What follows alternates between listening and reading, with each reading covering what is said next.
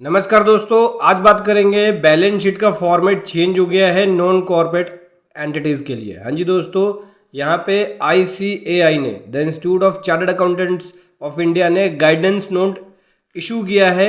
Non corporate financial entities है उसके लिए अब नए बैलेंस शीट के फॉर्मेट को फॉलो करना पड़ेगा।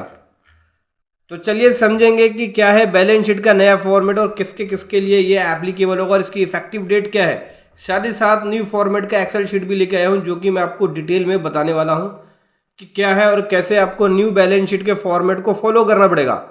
उससे पहले बताना चाहूँगा, जो भी भाई बंधु मेरे चैनल पे पहली बार है, इस वीडियो को पहली बार देख रहे हैं, जिन्होंने अभी तक सब्सक्राइब नहीं किया सब्सक्राइब कर लीजिए, साथ ही साथ बेल आइकन पे भी क्लिक कर लीजिए ताकि इस तरह का कंटेंट आपको मिलता रहे। तो दोस्तों, ये जो न्यू बैलेंस शीट का फॉर्मेट है नॉन कॉर्पोरेट एंटिटीज के लिए एप्लीकेबल होगा। नॉन कॉर्पोरेट एंटिटीज क्या होती है, कौन सी ऐसी कंपनी जो नॉन कॉर्पोरेट एंटिटी होती है? तो एक सोल प्रोप्राइटर यानी एक इंडिविजुअल फर्म, प्रोप्राइटरशिप फर्म है, वो नॉन कॉर्पोरेट एंटिटीज होती है। एक हिंदू अनडिवाइडेड फैमिली, ये भी नॉन कॉर्पोरेट है। पार्टनरशिप फर्म दो तरह के होते हैं, रजिस्टर्ड पार्टनरशिप फर्म और अनरजिस्टर्ड पार्टनरशिप फर्म, दोनों ही नॉन कॉर्पोरेट में आते हैं। Association of person of firm, जैसे पार्टनरशिप अब कवर नहीं है वो, body of individual, residential welfare association, ये भी नॉन कॉर्पोरेट में है। कोई सोसाइटी जो कि सोसाइटी एक्ट के अंदर रजिस्टर्ड है, ये भी नॉन कॉर्पोरेट में है। कोई ट्रस्ट, पब्लिक ट्रस्ट या प्राइवेट ट्रस्ट रजिस्टर्ड है या अनरजिस्टर्ड है, वो भी नॉन कॉर्पोरेट एंटिटीज के अंदर है। कोई स्टैट्यूटरी कॉर्पोरेशंस, ऑटोमेशन बॉडीज या अथॉरिटीज, ये भी नॉन कॉर्पोरेट के अंदर है। कोई भी ऑर्गेनाइजेशन जो इंगेज है या पार्शली इंगेज है बिजनेस के अंदर या प्रोफेशनल एक्टिविटीज में, वो भी नॉन कॉर्पोरेट एंटिटीज है। इन सभी को अब यहाँ पे न्यू बैलेंस शीट फॉर्मेट को फॉलो करना पड़ेगा। कब से एप्लीकेबल होगा ये फॉर्मेट? 1 अप्रैल 24 के बाद से, 1 अप्रैल 24 या 1 अप्रैल 24 के बाद से ये न्यू फॉर्मेट को फॉलो करना पड़ेगा। इसका मतलब मान के चलिए कि फाइनेंशियल ईयर 24-25 के अंदर ये न्यू फॉर्मेट एप्लीकेबल हो गया, तो जब आप 24-25 की ITR को बनाएंगे तो उसमें जो बैलेंस शीट फाइनल करेंगे उसमें आपको न्यू फॉर्मेट फॉलो करना होगा जो ICAI के गाइडलाइंस है उसके अकॉर्डिंग। तो ये नया फॉर्मेट क्या है मैं आपके सामने दिखाता हूं। देखिए ये रहा नया फॉर्मेट।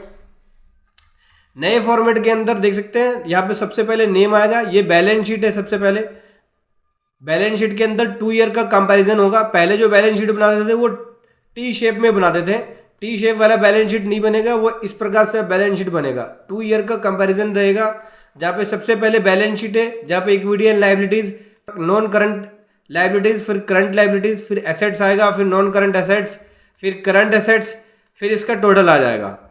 फिर उसके बाद स्टेटमेंट ऑफ P&L, इसके अंदर भी देखते हैं 2 ईयर का कंपैरिजन होगा। आप जो बैलेंस शीट की डिटेल देंगे साथ में उसके नोट्स भी होंगे जो आपको बताने होंगे हर पॉइंट में कि इसकी क्या क्या डिटेल्स है। नोट्स आगे बताऊंगा कैसे देना होगा। प्रॉफिट एंड लॉस अकाउंट में यहाँ भी नेम आ गया नॉन कॉर्पोरेट एंटिटीज का, 2 ईयर का कंपैरिजन होगा। सबसे पहले रेवेन्यू फ्रॉम ऑपरेशन, फिर एक्सपेंसेस आ गया, फिर profit and loss before extraordinary item and partner remunerations, फिर profit before extraordinary items and partner remuneration and tax. इसी प्रकार से profit before remuneration and tax, फिर profit period for continuing operation, फिर इस हिसाब से आपका profit and loss for the year निकलेगा। ये नोट्स आ गया। नोट्स के अंदर सबसे पहले डिटेल देनी पड़ेगी बिजनेस की, जहाँ पे सबसे पहले ब्रीफ देना पड़ेगा एंटिटी के बारे में, एंटिटी क्या करती है क्या नहीं करती है उसके बारे में। उसके बाद सिग्निफिकेंट अकाउंटिंग पॉलिसीज की डिटेल देनी पड़ेगी। नोट नंबर 3 में देना होगा ऑनर्स कैपिटल, ऑनर्स कैपिटल की डिटेल यहाँ पे देनी पड़ेगी, कितनी कैपिटल है, कितना शेयर प्रॉफिट रेशो है, रेवेन्यू इंट्रोड्यूस कितना किया, विड्रॉल कितना किया, ड्राइंग कितना है, प्रॉफिट का शेयर कितना है, 31 मार्च के अंदर बैलेंस कितना है। ठीक है, इसी प्रकार से अगले नोट्स पे आ जाओ। तो अगले नोट्स पे नोट नंबर 4 के अंदर रिजर्व एंड सरप्लस की डिटेल्स देनी पड़ेगी। नोट नंबर 5 में बोरोइंग्स की डिटेल, जिसमें सिक्योर अनसिक्योर दोनों आएंगे, कोई लोन पेबल है उसकी डिटेल्स।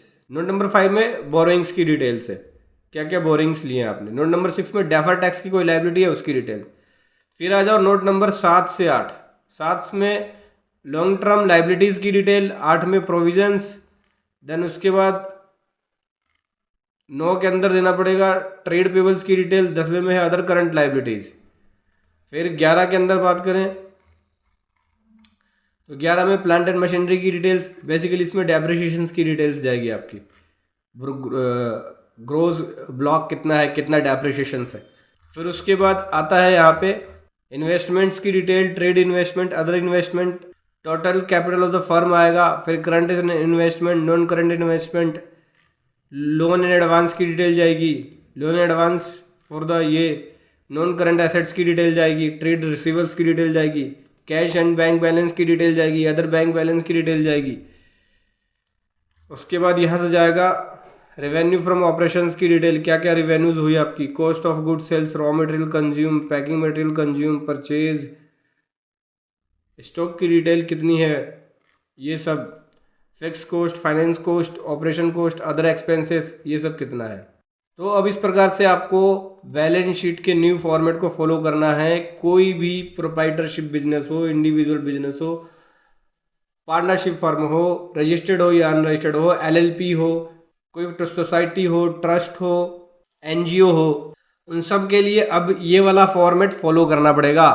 1 अप्रैल 24 के बाद से एप्लीकेबल हो गया है, मतलब कि फाइनेंशियल ईयर 24-25 में आपको ये वाला बैलेंस शीट बनाना होगा।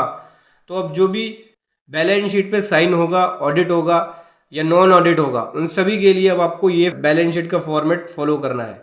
ऑडिट वाले में तो मैंडेटरी करना ही करना होगा, क्योंकि आईसीआई के गाइडलाइंस के अकॉर्डिंग चलना है सभी चार्टर्ड अकाउंटेंट को। नॉन ऑडिट का होगा उसके लिए भी मैंडेटरी है, उसको न्यू फॉर्मेट फॉलो करना है।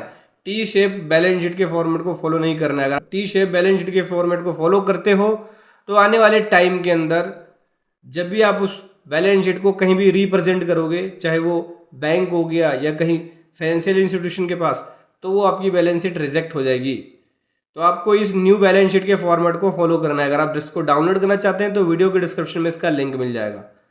वीडियो कैसी लगी ज़रूर बताएं। Thank you so much. जय हिंद, वंदे मातरम।